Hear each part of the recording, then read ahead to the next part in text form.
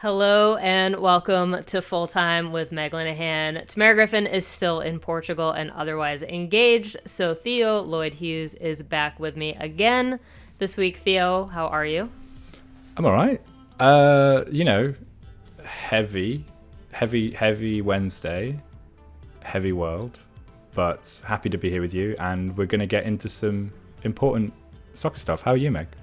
Yeah, I mean, it definitely was a very interesting and not necessarily the happiest National Girls and Women's in Sports Day, which, to be fair, is always a holiday where I feel a little like I understand its purpose. It's lovely, but I get a little frustrated that we're like, we'll just contain it to a day and then be done with it. So, Yeah.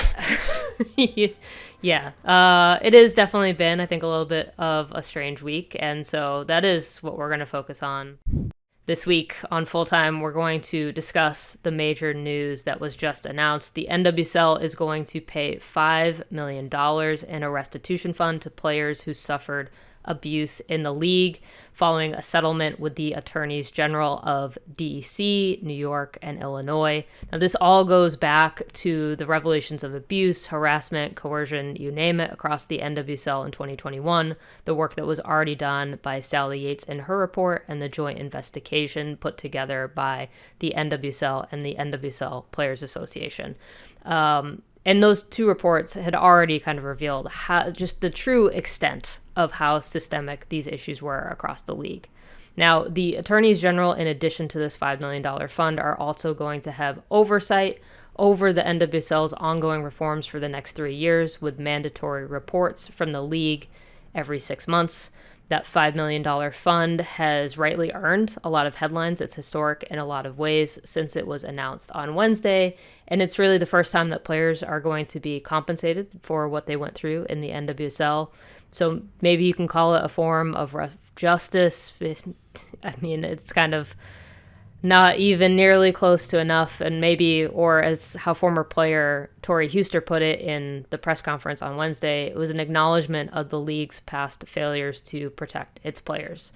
So, as Theo and I have already said, there is a lot to consider to this. We will get into this across the full episode, and we're also going to fill you in on the latest from the ongoing trial of former Spanish Federation President Luis Rubiales, who is on trial for the kiss and the accused coercion of Jenny Hermoso from the 2023 World Cup. We've had extensive coverage from our colleagues in Spain of that trial here at The Athletic, so yes, a lot to consider this week.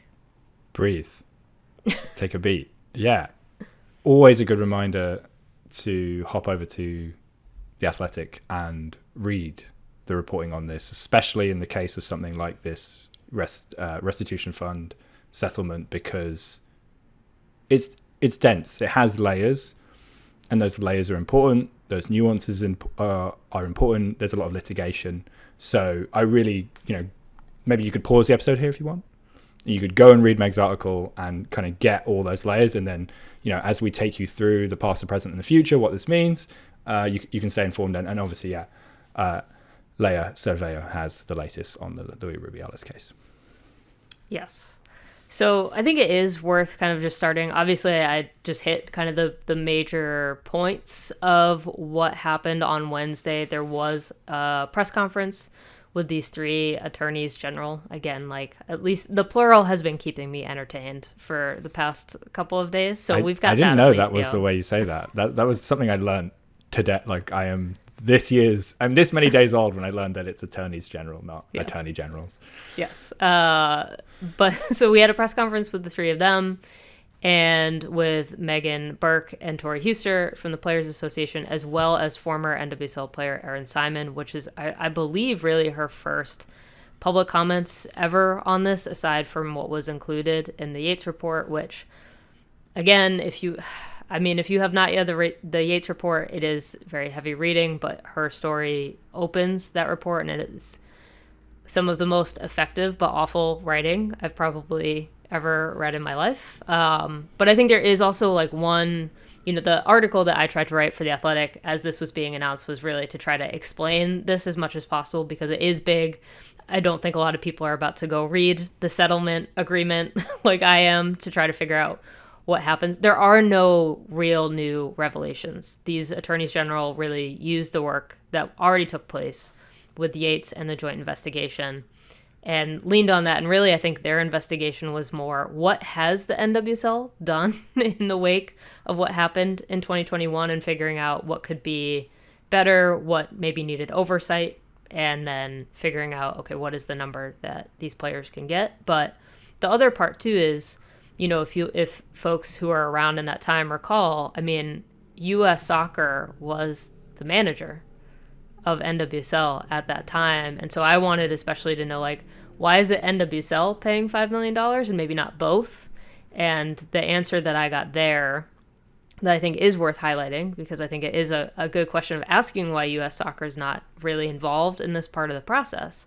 And that's because at least for DC, the Office of the Attorney General felt, okay, most of the player contracts go through the NWSL. That's kind of where like the liability falls for the most part. Like it fell to the league to be responsible for its own players, even though the league was involved with US Soccer. US Soccer was also paying directly for US women's national team players to play in the league. So it is a little messy. All of this is messy, Theo.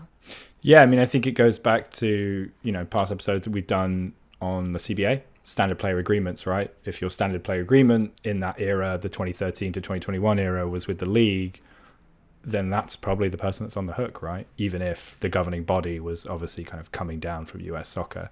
But I think it's a good reminder as we, listener, kind of get you caught up and have sort of the how did we get here if you weren't around in the NWSL in the 2013 to 2021 era or the reckoning of 2021. There was 2 investigations, 2 reports as well, right? Which speaks to a little bit of what you're talking about.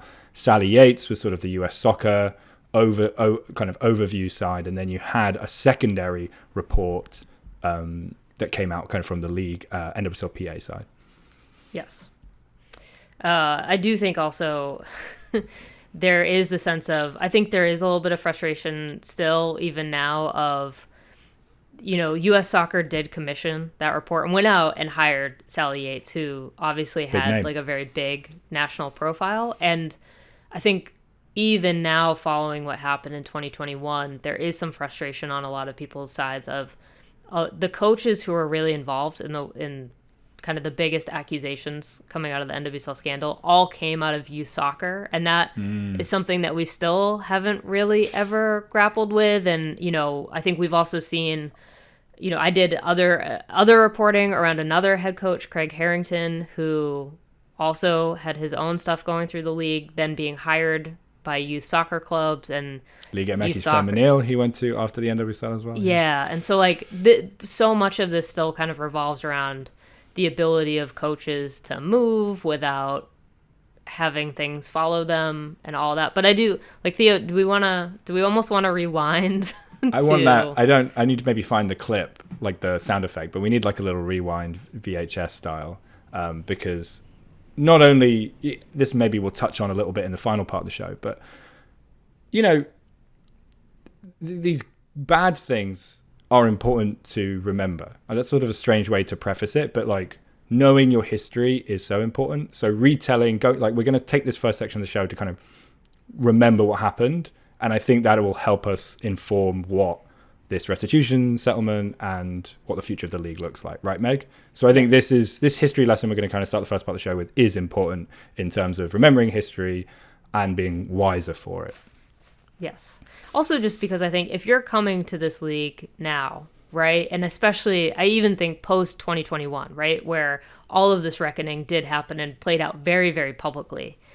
But even like if you're coming in this period where, you've got expansion teams coming in for $110 million, like the headlines are coming fast and furious about Angel City and all, like, there's so much good news coming out of the NWSL, and that's good and important to cover. But at the same time, what the league looked like in 2013 is so different compared to what the league looks like now. And one of those big foundational pieces of information is that US Soccer and Canada Soccer and the Mexico Federation were directly involved in supporting and sustaining the NWSL following the previous attempts at having 2 professional leagues in the United States and having both of those shutter. Like, I go back always to some of the conversations I was having with Alex Morgan in my reporting around Paul Riley, and this idea that players had to be grateful for the opportunities that they were given. And I think this is going to be an idea that we touch on a lot in this episode, because this is still one of the most fundamental issues at the heart of all of this, is how players felt pressured to keep silent and what happened when they spoke up. Do you want that quote right now, Meg? Can I give you that quote? So this is actually a quote from Alex Morgan from your piece, which I think we should get into after this. This is a direct quote from Alex Morgan. There definitely has been this shared idea that because two leagues have folded in the past, the NWSL is kind of the last hope for a women's soccer league. Because of that, I feel like there's this idea that we should be grateful for what we have, and we shouldn't raise important questions or ask questions at all. So Alex Morgan told you that in 2021? Mm-hmm. And so let's get into, your reporting. Take us back to that moment, Meg, and the power of people like Sinead and Mana kind of coming forward. Yeah, obviously, I mean, and so Sinead Farrelly and Mana Shim, two players who came forward in a report for here at The Athletic with me, but also Molly Hensley Clancy was doing really important work with the Washington Post at the same time. Kaya McCullough had gone through her own experience at the Washington Spirit. So that was one of the first public reports, even as I was working on this story with Mana and Sinead and what they had gone through with head coach Paul Riley and what they had experienced too with the NWSL in terms of how the NWSL had handled their reports and investigation, and then an attempt to reopen an investigation in 2021 because they were concerned for players currently in the league. But obviously that big report, and we don't have to get too much into the weeds on what it was, but I think there were two big pieces to that. Their individual experiences, and then that systemic part from the NWSL in really that lack of accountability, right? In Alex Morgan then needing to post emails between these two players, and then commissioner of the league, Lisa Baird, who had basically said, thanks for flagging this to us. We're not going to open an investigation, but we really wish you the best. And, if you ever want to get coffee, you can come get coffee with me, right? That was part of I think, the outrage at that point, is that there had been already so many reports during the summer of people, being fired or leaving their jobs or being investigated. And then obviously this big report comes out that kind of exposes just how deep the issues were. And then to see the league's kind of lack of response to so much that had been flagged to them directly as an attempt to protect players. That again brings us back into this idea of the players really speaking up for their own safety. And the safety of, again, kind of zooming out a little bit, so many players that will come after them, justice for players that probably came before them. It kind of even goes beyond that moment, right, where you're reporting that. And I think speaking on that, when that article gets published and, like you said, Kaya's story coming out of DC and it picks up momentum, you then have arguably one of sort of the most historic moments in US sport, or definitely US soccer, which is the player protest. Yes. So my story came out September 30th, 2021. The games that were originally set for that weekend were all not played. Players, obviously, via the Players Association, had a very strong reaction to the reporting. And then when games came back, they were all midweek games on a Wednesday night. It was a little strange. But players had planned this moment of silence in the center circle. And one of the first games back was the Washington Spirit at Gotham FC, which was played in Pennsylvania, actually, because of Carly Lloyd's impending retirement. But I was at that game, out in the stands. And what was very strange to me is, the game stops, all the players are assembling, the crowd, you can hear the swell of the crowd starting to applaud and realize what's happening. I was in the stands, I will be honest, weeping profusely. And I remember this woman tapping me on the shoulder, and she goes, "What are they doing? What's happening?"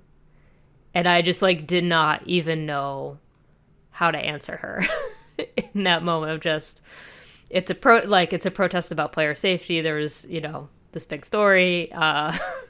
You should probably just go Google NWSL and you will get caught up very quickly. But that was, I think, the fact that the players were willing to hold out and not play in order to ensure that they felt like their concerns over their own safety got heard. Like, that was such a powerful moment from them in making sure that the league was actually held accountable.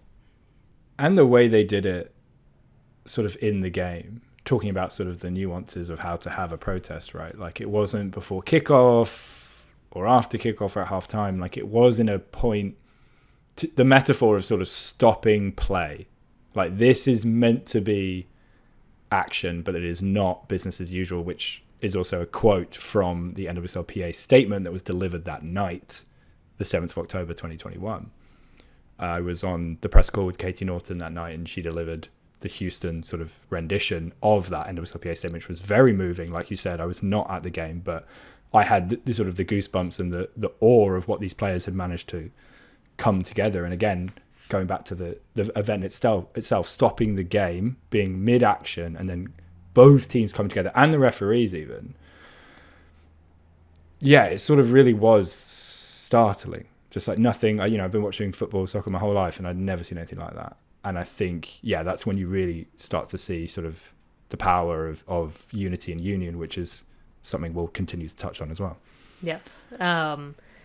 So by this point, also, this is when investigations start being announced. U.S. Soccer, again, as the manager of the league at that point, said, okay, we're going to open this investigation. They went out, hired Sally Yates. By 2022 is when her report drops, because I think after, the league kind of goes into this mode of figuring out, okay, what comes next after that. Lisa Baird and the general counsel, so Lisa Baird, NWSL commissioner at the time, the general counsel of the NWSL, Lisa Levine, both resign / are pushed out from the league. Obviously, coaches are being fired. There's a lot of statements during this time. Players, owners, you name it, everybody has a statement of some form. But then, the next kind of really big piece is the investigations actually are underway, and Sally Yates is the first one to drop. And that is the one that also, I think, really flags the attention of the outside world, just because of how comprehensive it is. Yeah, again, we're kind of repeating this idea of living history is important to sort of create a more positive future, but it was eerie in a way that I remember that report dropping almost exactly a year to the day from, your work, Molly's work, the reckoning, the protest, and then a year later you're sort of reliving it again. And like you said, Erin Simon coming forward and sharing her story, it did sort of open those wounds and intensify a lot of what had happened, and like you said, broaden this idea of systemic issues and so many people contributing and enabling. And I think the other sort of momentum point was, for whatever reason, I guess they decided to drop it during an international break. So you were probably off in Wembley, and I was in London. You were in London, and I remember, Megan Rapinoe and Becky Sauerbrunn having to deliver these press conferences under the sort of, the intensity, the heaviness of that report coming out. That was also sort of, another wound. And then in December, that's October 22, December, you then get the NWSL one, which had even more details, even more people named, sort of a more intense league look. Yes. And it is interesting to see how those two reports kind of interacted and played off of each other. And I think maybe we're a little bit in tension with each other, simply because I do feel like, especially the NWSL Players Association, felt like they had the right to kind of have the most definitive report, which does feel pretty fair on their part. But the joint investigation really is the one where I think the league finally feels empowered to say, okay, here are sanctions, right? By the start of 2023, this is where we start now getting into the reform era of the NWSL, which I think is going to play a really important part in our bigger discussion around the settlement, because so much of it really relies on the work that the NWSL and the Players Association did together to figure out, okay, how do we stop this from happening? And here I almost want to pause because there is this sense too of like, listen, I don't think the NWSL really had a choice or not to reform, right? But I also think there was maybe this sense of like, yes, public pressure, player pressure. At the same time, a lot of this is happening is also the players agitating for their first collective bargaining agreement, which is another form of pressure and a very specific and legally binding one that becomes very important. But I almost still am grappling with this idea of like, if the NWSL were left to its own devices, right? Like if there weren't really the media coverage and the player pressure, how many of these reforms would they have been put into place? And like, are they just doing it because they know they have to do it? Right. And I think that's still kind of like one of the bigger questions, and one of these bigger questions I want to talk about on the show and in another story too, is just like the remembering and the not forgetting, which are not always the exact same thing, are one piece of it. But then also there is this sense of the folks who came into the NWSL. The NWSL has changed so much, right, since all of this happened. New commissioner comes in, Jessica Berman is hired, new front office, the front office splits from US Soccer, right? And so I think now as we kind of look back and tell this story around 2021, the thing that makes me kind of nervous is that you have such a distinct kind of like, that's not us, or like, hey, we're not really on the hook for this, right? And so how do you bring this remembering to people who are not directly involved, who maybe don't want to grapple with the guilt of understanding that these things happen, that this was a stain upon the NWSL, when you can point to so much growth across the league, right? And that's like, I don't have a real answer for that, but that's the thing that really, that's the concern. I think, yeah, that's what makes me nervous. All right, that's a perfect time to take a break just then, and then we'll get back, zoom in on Wednesday's big announcement of the restitution fund and the $5 million settlement between the NWSL and its players. All right, we're back. On Wednesday, the three attorneys general, in addition to NWSLPA Executive Director Megan Burke and Deputy Executive Director Tori Huster, as well as former NWSL player and survivor Erin Simon, all spoke to the media about the settlement issued on Wednesday.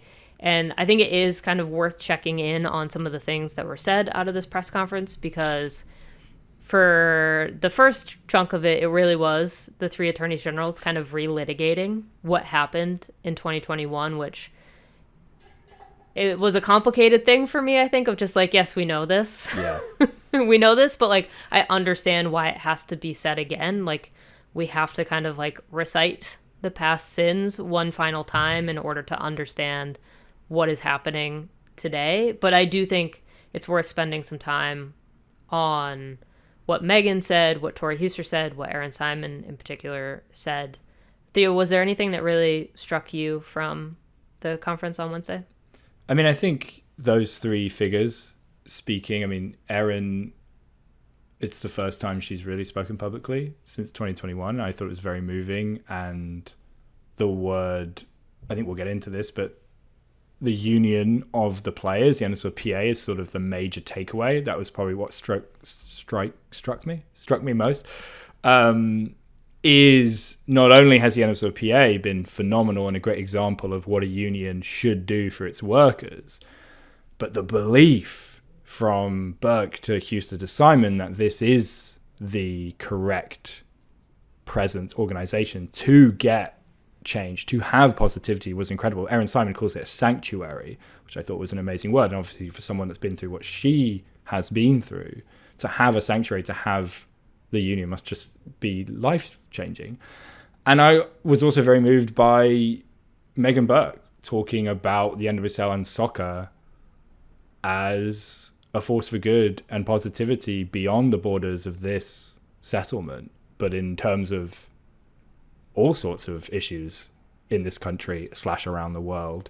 I think she had the phrase of there are no borders, I think she put it, sort of no borders to what the NWSL and what the union has done can touch. Like what it's achieved goes beyond just the settlement. And I think that was very true. And I think going back to what you were talking about in terms of owners who've maybe bought in since 2021, thinking, oh, that's not us, we're good. They're the ones, cashing the big broadcast checks now and the expansion fees.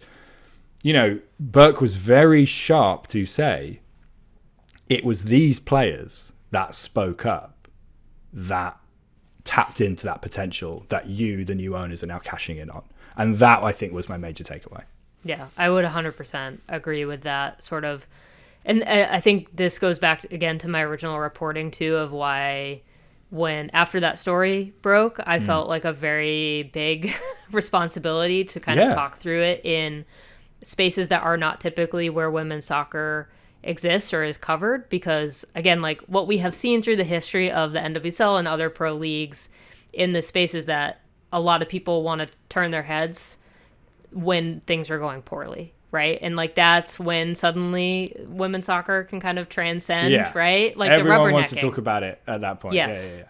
And so there was this sense of reframing, the NWSL is not a commissioner or the front office or even the owners. It is the players who are playing on the field, right? And that I think is still the same theme that is being hit so strongly even still in 2025. And obviously, we saw it again with the collective bargaining agreement being reopened and reworked for 2024, and the players, standing up for what they want out of this league and guaranteeing themselves safety and more money and everything that you would want out of a bargaining session with your league. But yeah, I do.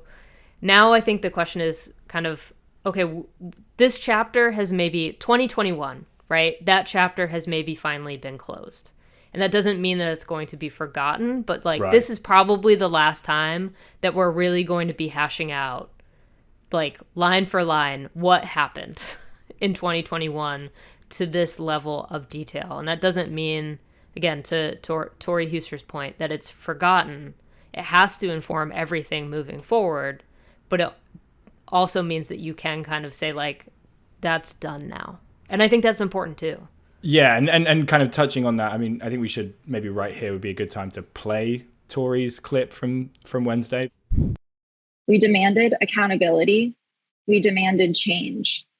And when no one in power wanted to listen, we turned to the one institution built to fight for us, our union.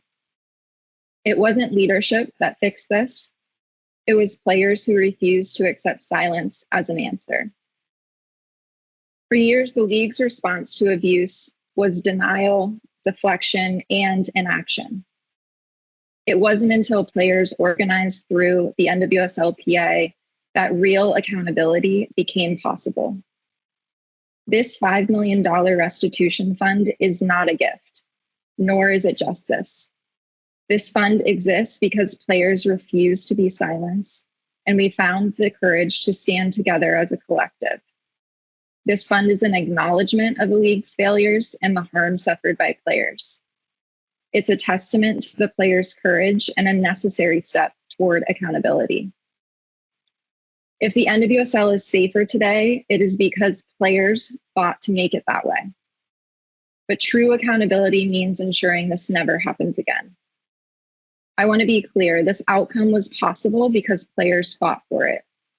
Their strength continues to drive this league forward, and the NWSLPA will always stand behind them in that fight. Yeah, so I think, what Tori said it best, that I think the players were able to be the ones to move that change. But I think it also hits on something slightly of what you're talking about, which is this idea that like $5 million is never going to eradicate trauma at the end of the day. Like, I think that's also something we kind of have to say out loud, right? Like there is, and I think Letitia James, one of the attorney generals, said this very bluntly on the call from New York. Yeah, that like there is no amount of money.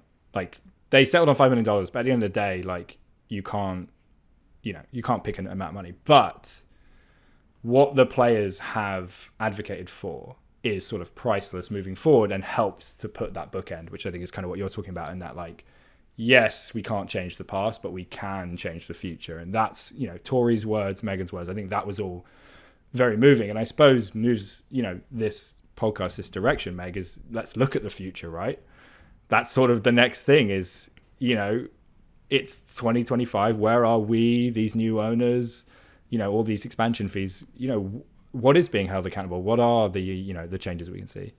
Yeah, I think one of the interesting things coming out of the settlement, too, is this acknowledgement of, like, listen, we are concerned about your process, not necessarily the idea that an investigation is never going to happen again, right? Correct. Yes, that's a good point. And I think that's kind of the key thing of, I don't think you can ever rule out that bad things aren't going to happen in this league. It's a league made of humans and not like things will happen. I think that's just the way of the world. I think we've seen that obviously with the lawsuit coming out of San Diego, which is not necessarily player centric, but is staff centric, which again is kind of that bigger conversation around what is happening in the NWSL and the culture across teams and the league in general still. But also you think about what happened with Carly Nelson posted about her experience in Utah, which is still like those things. I think it's unfair to expect that like we're never going to see instances of players feeling like they are experiencing misconduct in some form, right? I think now the challenge is, can you make the processes as good as and robust as possible, which is the other part of this work from Wednesday and these attorneys general, is that there's going to be additions to how the hiring processes work, that the PA is going to have more involvement there, that for trainings, they're going to now have to be reviewed, right? One of the real themes coming out of this too that I was really struck by is how they kept hammering on player surveys and how those were such a failure point in early days NWSL of players trying to raise their concerns on player surveys and no one listening.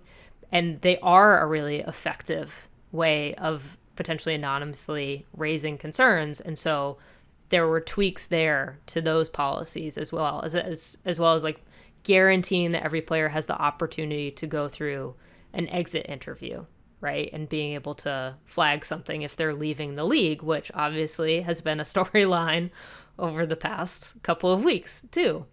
So I think that's going to be really the thing that we've all been watching for, right? I think that doesn't really, nothing's new there either, but that is now where the work moves to, right? Is the process part, the oversight part. How do you minimize the chances for a toxic culture or a bad actor to be hired? Not that it might never happen again. Going back to, Wednesday's call, Megan Burke was quick to say, in terms of those demands that were in the 2022 CBA, which have probably only been strengthened in the new CBA, is the expansion or the strengthening of the anti-harassment policy. The safety officer at the league is in place. There are more guardrails. Like you said, investigations and reporting are taken seriously. They are active, but they aren't eliminated. And I think, like you said, that is sort of what Burke said on the call today is in place. So we can only really take that word for it, that for now, the NWSL is doing what it set out to do in 2023, 2 years later. The other thing to maybe highlight, which again goes back, is in your reporting, is the consent decree, right? So there will be penalties if the NWSL, does not lets the guardrails slip, right, Meg? Yeah. So, I mean, that's the other part. And I have kind of mentally referred to it as a consent decree because I, in another life, used to work in biotech and remember the days of the FDA coming in and saying, like, we don't know if we trust you to actually do this work correctly, so we'll be watching you every step of the way. And that's basically what is happening here. The reports have to go every 6 months with two parts of basically, one, how are we following these new rules? And two, we will let you know if there any new investigations are open and what the status is and what you should probably know out of those. So it really is more just a monitoring part. But if there's like three ways if the NWSL messes up here, and that's one, they don't give the players $5 million as promised, which is obviously a very big ticket item to watch. Yeah. But one that feels very, very unlikely. Yeah. The ones that I think are more important are if basically something were to happen and the NWSL fails to investigate it properly and the AG comes in and says, like, listen, you really didn't follow what we set out for you here, then there is the potential of another investigation, a civil action, or potentially they're even on the hook for a penalty that would get paid out to these three different attorneys generals of DC, New York, and Illinois to the tune of $2 million. So like there is also like a potential large financial like impetus here for the NWSL to do what it's supposed to be doing anyway. Yeah, I think that's a good place to end that sort of futuristic chat of where we're going with this league, because I think, you know, like Megan Burke said today, we have to believe these things are in place, but I think it is interesting and very good, if I'm just giving my opinion, that there is this sort of outside monitor to make sure the NWSL, at least for the next 3 years, is doing investigations, has guardrails and such. Should we take another break and then finish off by getting a little bit international? Yeah, let's move on to Spain. All right, Meg, before we get out of here, we got to touch on what's happening in Spain, because all these things are connected, right? I think this last section, we're going to kind of go international and talk about what happened in 21 in the NWSL and how it affects sort of the world. You know, what happened in after the 2023 World Cup final with Luis Rubiales. We're seeing the after effects now of the former Spanish Football Federation president. He's in court, started on Monday. We're on day 3 now, speaking on Wednesday, but this is going to be an ongoing thing for the next few weeks. And, you know, again, I implore you to go and read Laia Cervello's reporting, and actually kind of giving you a teaser here, we are going to have a special podcast series from The Athletic on this court case and the fallout in Spanish football and what it means. So kind of bear with us there. But connecting that to the NWSL settlement, yeah, what do you see, Meg, in terms of how these two things related? What happened to Jenny Hermoso? And yeah, seeing kind of, again, these wounds resurface in the court case this week. Yeah, it's such a like parallel process, right? Because I think for all the discussions that I've been having with our fellow reporters in Spain covering this, of just this idea of, you know, everybody's going to be looking at this again, right? And this idea of the women's national team of Spain had their best moment ever, winning a World Cup, right? And this one moment has derailed it. And I think back to Jenny Hermoso took the stand on Monday. And if you haven't read that, like, I think what she said on the stand, just in terms of like, I haven't been able to live my life normally since this happened, right? Like, that's the same thing that has gone on in the NWSL of you have this honestly stain, right, that has spread and is not within the players' control and has no impact on what the players have actually done. But so much of what Luis Rubiales, like, all of this goes back to that same general idea of this kind of rot at the heart of the women's game, where it's controlled by men who shape it and form it and pay for it and feel like the women just have to be grateful. And you take a step back from the World Cup win and you even go back to the protests of the Spanish women's national team, who had tried to strike and say, you know, we don't want to go to the World Cup if we're not being treated like serious professional footballers. It's all the same. It's all the same stuff. And, you know, I have Megan Burke's words echoing in my mind, right? If you unburden these players, what potential can you unleash? The past 3 years since the reckoning of our league, with the adoption of the policies and practices laid out in this settlement agreement, prove that when our players are unburdened from the old ways of doing things, NWSL's own potential is unleashed. We must also recognize the broader impact of this investigation on the culture of sport from which all this arose. I still believe in the power of sports to change the world, now more than ever. Sports are possibly the one thing that can still bring people together across political difference, gender, geography, or any other artificial lines meant to divide us. You need look no further than a ticket to an NWSL match to find a place where that inspiration for that conviction lives. And that's what I think about when you talk about Jenny's testimony on Monday in Madrid, is you have, you know, one of Spain's greatest players not being able to do what they were born to do because of the actions of bad actors, you know, like you said. So I think that's what's so frustrating. That's what's so toxic and kind of gives you the creeps, is you just feel like the whole, it makes you want to just sort of jump out the window. And I think back to the BBC interview with Aitana Bonmatí, obviously, you know, Golden Ball winner, big player in that World Cup, you know, one of the biggest stars in the game right now, who categorically said nothing's changed. She was asked, I think it was April, springtime, by the BBC, you know, oh, Rubiales is gone, like, are things better in Spain? She just said no. So, you know, I don't want to be like a, you know, Debbie Downer or whatever, but like the connecting what happened in the NWSL to the international soccer, like, you know, are things getting better? We see solidarity with the players, right? WSL players had Contigo Jenny written on them. We saw like the world get behind Jenny Hermoso. But I don't know. There's still bad stuff all over the world, right? Yeah, Meg? I mean, like, again, having been at the Olympics, right? All of the news cycle around Zambia and their manager, Bruce Mbappe, and investigation by FIFA for multiple allegations of sexual assault. FIFA? Like the fact that he wasn't allowed to stay or travel with the team, right? Like he would only see them on the sidelines.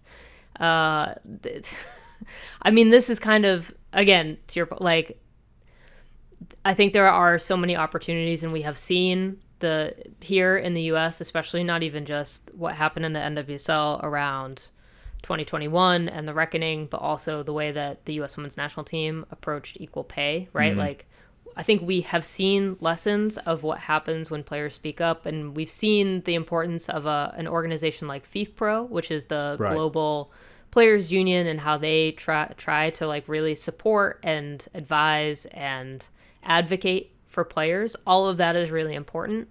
But then I think it is, at the same time, it can honestly be extremely disheartening. And that's why I think the court case in Spain is going to be so fascinating to watch. And like, I truly don't know what to expect out of this verdict, right? Because this is not, you know, we all watched the celebrations from the podium at the World Cup and we all saw what happened, but like that doesn't necessarily connect to whatever a verdict might be coming out of Spain. And so, yeah, there is a real sense of like, I mean, I think I wrote it in the newsletter, like this is a chance for real public accountability in a way that we haven't really gotten. Like the same thing happened on Wednesday with the attorneys general, right? Like this was kind of this sense of like, there is this bigger outside force beyond the world of women's soccer coming in to like provide this moment of accountability. But we know what happened on Wednesday for the NWSL, and we know that there's $5 million waiting for these players, and there's oversight and all these things. We don't know what's going to happen in Spain. Spain, Spanish Crown Court, this is your moment to hold bad people accountable. The choice is yours. We will be watching, and yeah, definitely check in on Leia Cervello's reporting at The Athletic, and like I said, we'll have a special podcast coming up in the next few weeks. Meg, that's our show. That is our show. Okay. Before we get out of here, did you know that The Athletic has partnered with Yahoo Sports to provide free best-in-class coverage of women's sports? You can check out the hub at sports.yahoo.com/women's-sports, but we've also put the link in the show notes to make it easy for you to find.